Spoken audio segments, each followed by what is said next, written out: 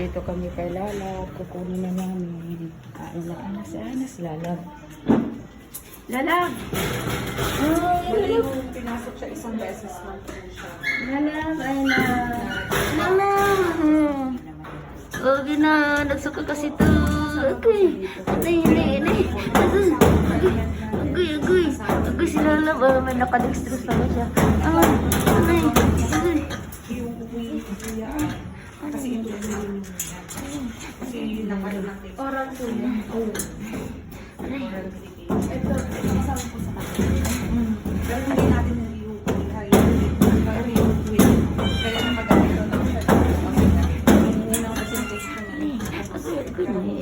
Okay, nangis talaga niya ako. Oral start. Namimiss niya Ano talaga oras ako. na siya pumasok? Para if ever. Gusto nang lumabas.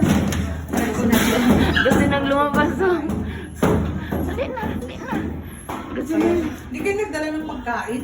Ay, wala po. Kasi yung isang latang pinapakain namin sa kanya naubos. Anong man pagkain po yan? Happy dog siya. Hindi. Nakalimutan na. If ever. Yan na siya, hindi masaya. naman sa bahay niya na lang ang pagkain. Balik kayong bumili ng isang latang.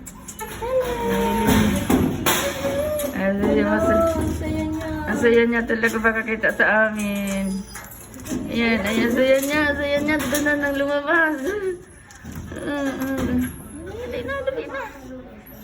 Nakadex na siya. Okay na siya. Thank you, Lord. Ang saya niya. Yung isa pag nawala ako doon, hanap ng hanap.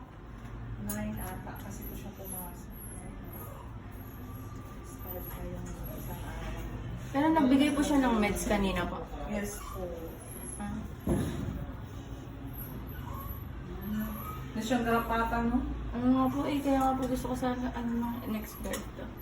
After a week na naging continue yung medication. Ang mahirap kasi magbigay ng next bird agad-agad. Tapos after tamlagin na naman, palakasin muna natin.